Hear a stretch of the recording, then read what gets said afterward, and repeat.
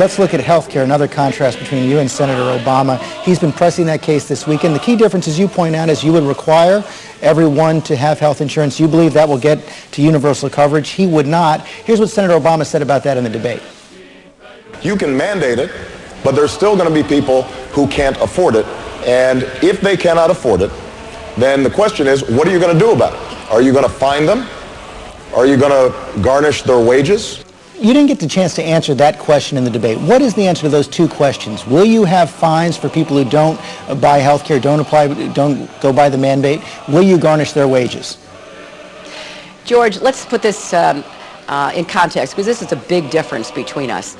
And I'm absolutely going to do everything I can to achieve that. You know, with respect to how do you get people to do it, I find this somewhat bewildering. You know, about 20% of the people who don't have health insurance in America today could well afford it, even at the cost that it is, which is exorbitant. So what we've got to do is have shared responsibility. Everybody has to pay something. Let me interrupt you there, because the other night at the debate you said that you and Senator Edwards bit the bullet on this question of mandates. And Senator Edwards was quite clear in his plan. He said if people still didn't buy the insurance, their wages would be garnished. And I still haven't heard.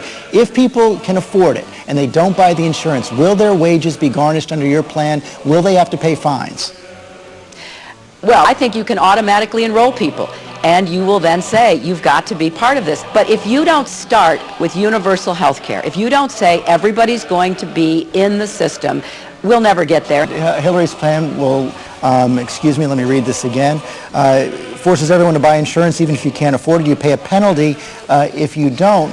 And I want to bear down on this question one more time, because they're claiming this issue of the penalty, and a lot of independent healthcare experts, many who worked with you in 1994, say that without these enforcement mechanisms, you simply can't get to universal coverage. You can't claim to have universal coverage, so there's no difference between your plan and Senator Obama's. And I mean, you talked about automatic enrollment. Will you garnish wages of people who don't comply, don't buy the insurance? George, we will have an enforcement mechanism, whether it's that or it's some other mechanism through the tax system or automatic enrollments. But you're missing, I believe, the key point. If you don't do what I am saying we do, we will never even attempt to get to universal health care. And the reason why I think there are a number of mechanisms, you know, going after people's wages, automatic enrollment, when you are at the place of employment, you will be automatically enrolled. Whatever the mechanism is not as important as commitment to universal health care.